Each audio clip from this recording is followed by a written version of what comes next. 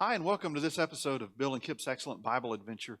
We're walking our way through the book of John, and we're getting close to the end. In fact, today we're at the death and the passion of Jesus prior to that, found in John chapter 19. My name is Kipp McClurg, and this is Bill Brunson, and we serve as pastors at Vestavia Hills United Methodist Church. And we're glad that you're here with us to learn about this very important part of our history as followers of Jesus. So today our symbol, Bill, is one that most people are familiar with. Yes, it is truly I don't know if it's a nice way, if it's okay to say it this way, but it's the classic Christian symbol, the symbol of the cross. And it, for us, as often becomes decoration, this is a very decorative piece, becomes very decorative, but it was in reality a gruesome piece of equipment that was built to kill, and in a very violent way. Right. Oh, it was a horrible death. And so it is. I think the very pretty ones that are out there, the ornate, the gold crosses that are out there, it's really so far from the original, right, that it's hard to make the connection. But crucifixion was truly a horrific way to die, and the Romans really knew how to do it. Yeah, and to make it especially miserable. They made it horrible, and that was the sentence that Jesus had gotten. And so he leaves there with Pilate and begins his movement towards toward his death. And one of the first stops, and all of this is happening in a very small part of the old part of Jerusalem. Right.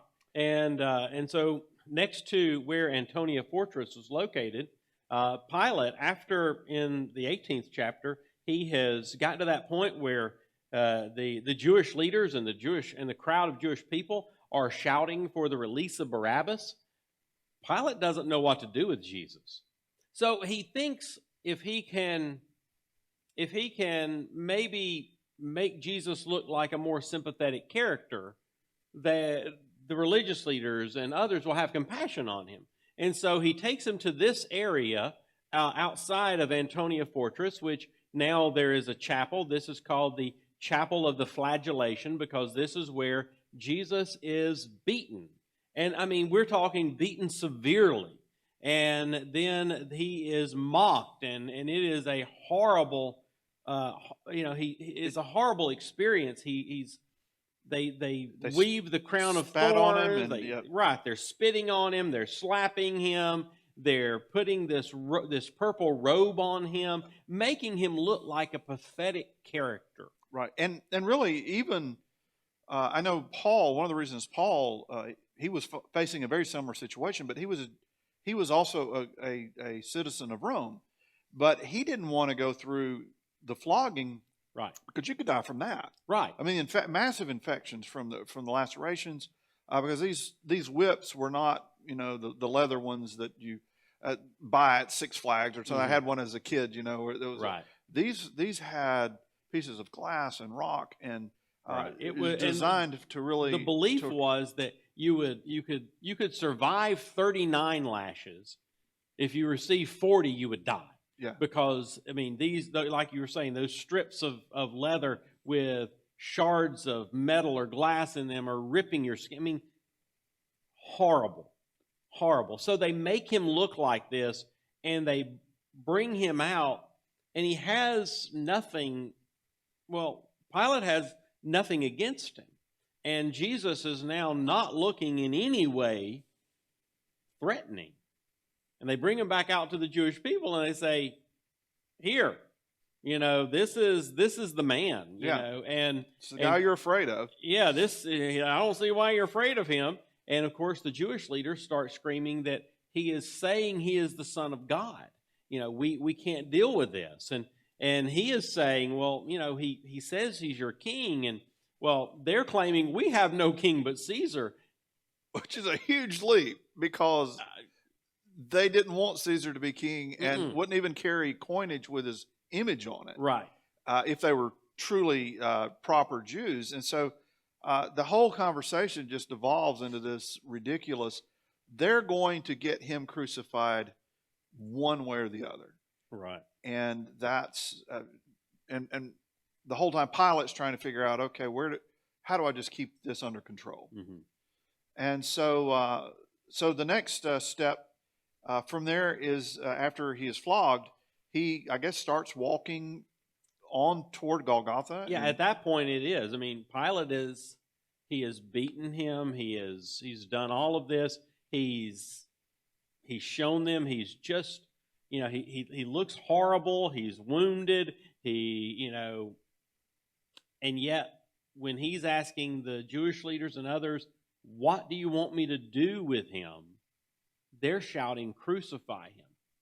And so, yes, for Pilate, the easiest answer at this point, he finds that he's guilty of nothing. There is no reason to sentence him to death under Roman law, but to appease these people, to keep peace. When they're saying, if you release him, you're no friend of Caesar, Pilate's not going to have his career ruined by an itinerant rabbi who happens to have irritated the powers that be. And so he literally sacrifices him on the altar of the people's desires. yes. And so it's time to take him to Golgotha. Now they call it the Via Dolorosa as he's walking there. And what you see in this picture is underneath the ruins of Antonia Fortress, you can go underneath that area into where the entrance to the old Roman street was that would run into Jerusalem and take him through Jerusalem on his way to Golgotha, because he would move his way through the city and then out of the city as he is going. And this is, in Antonia Fortress, this is an area of the road that was enclosed. It was, it had an archway on this end and on this end, but you'll notice the ribbed street, the streets have this ribbing in it.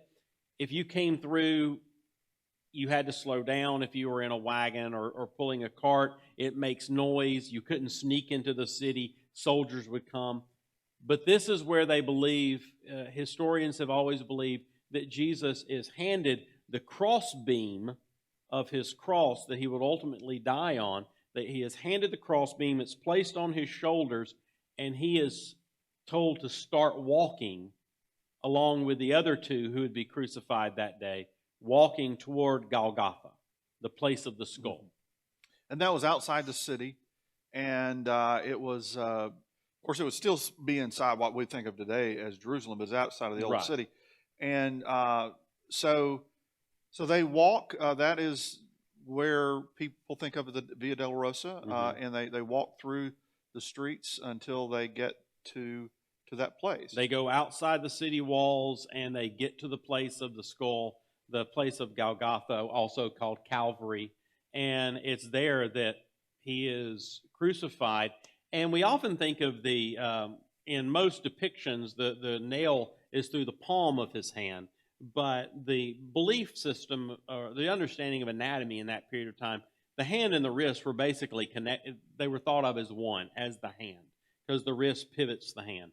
And so crucifixion was done by placing the nail through this area between the two bones of the arm and then the hand, so that, because there is an area there that you can drive through, Right. that is support weight. that would support actually. weight. Yeah.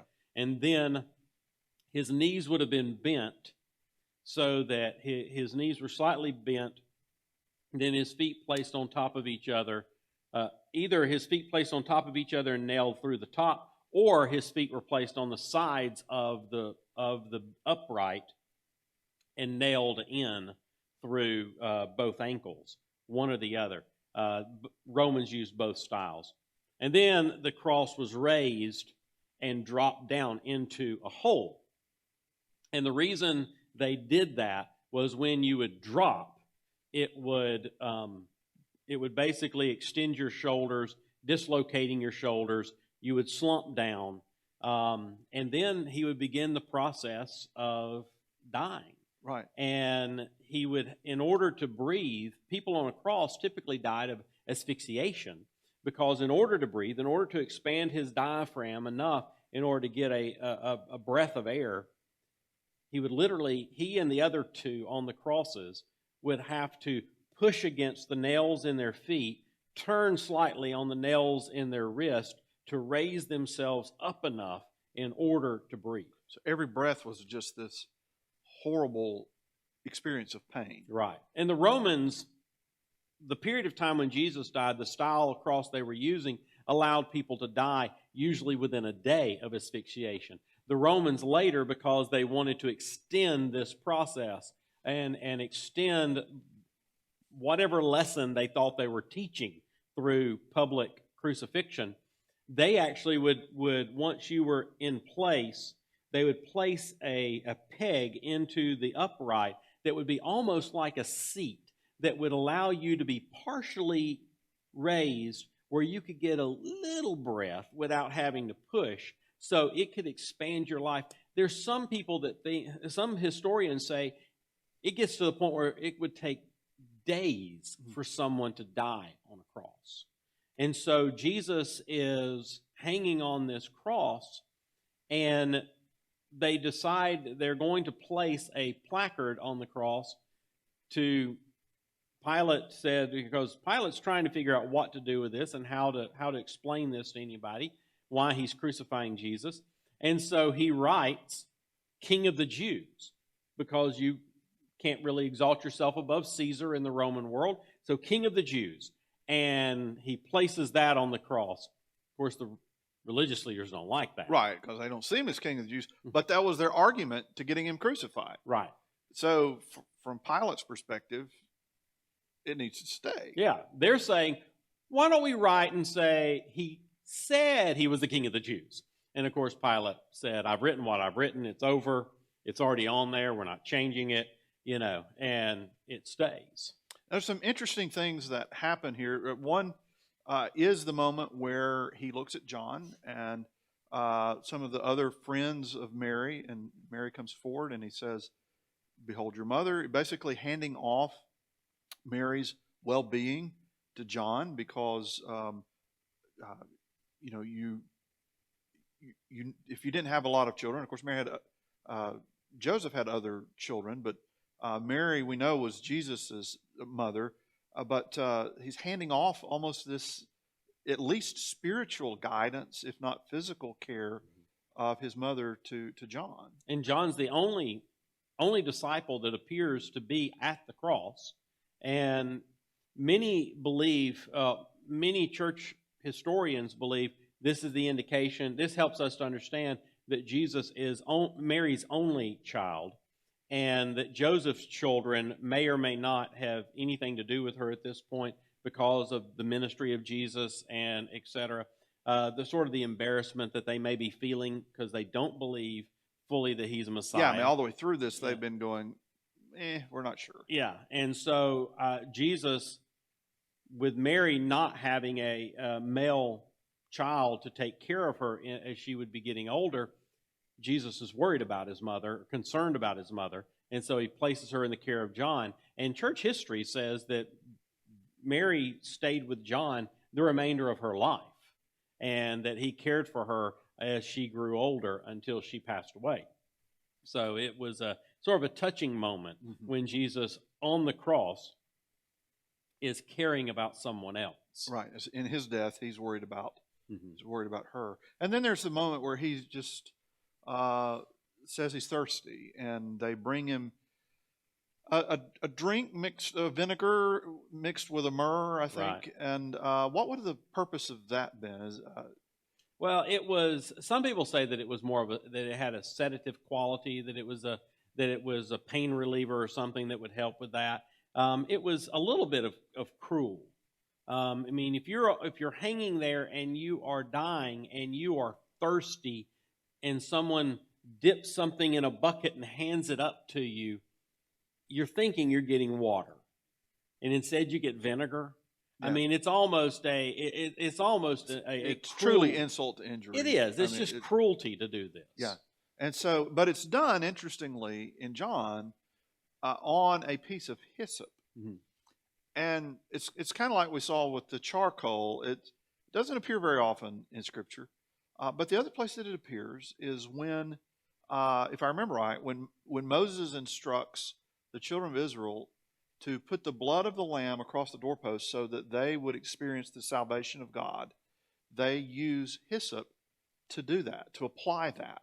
And so you see this, of course, there's always been a lot of connections with Jesus and Moses and other prophets, but you see this salvific moment almost where there's a symbol that's kind of being carried that John sort of slips in there that is pretty interesting. Now we have several pictures of some of these locations. Of course, nothing is like it was 2,000 years ago. Oh, There's absolutely not. been multiple civilizations and layers built there. But let's look at a few and kind of show us today, if we went, what we would see. This is the Church of the Holy Sepulchre, and it's actually located now inside the city of Jerusalem, the walls of Jerusalem, etc. But in the time of Jesus, this would have been outside the wall, this area. And the Church of the Holy Sepulchre is one of the oldest churches, established churches. The Church of the Nativity in Bethlehem is the oldest continually occupied and used sanctuary, but this is also extraordinarily old. In the time of, you have to remember, Jerusalem, 70 A.D., the Romans become infuriated with the Jewish people. There's a lot of rationale why they do what they do, but their answer at that point in Jerusalem is to literally push the temple off of Temple Mount. And again, insult to injury, because that is a sacred spot for the Jewish people. Rome comes and builds a temple to Jupiter, their god, their chief god, on top of Temple Mount. Well, in around about 120 A.D., the Emperor Hadrian comes into this area, and he is going to do a renovation. He's going to basically allow a new civilization to form, is his thought. He renames the area and all. And he comes to this area and realizes that for some reason, this has become sacred. And not to the Jewish people, but to this sect of Judaism, as they thought of them, this Christian group that has deemed this holy. And he didn't particularly understand why, but he wanted to make sure they didn't have their holy spot anymore. And so, again, he plows down everything that's here, and he builds because there had been shrines built, and he builds a temple to Jupiter and a temple to Venus in this area. And so it's not until the early 300s when Constantine, the Roman emperor, is converted to Christianity. He sees the symbol of a cross in the sky and has this moment of conversion. I believed his mother was a convert. Right, Helena's a convert. And so Constantine is the one who, his mother makes a pilgrimage to the Holy Land. And Constantine, through her, starts figuring out where holy sites are and starts trying to preserve them. And that's when, in spite of the temple to Jupiter and Venus, they realize that people are still coming here and worshiping. And so they start doing their investigation.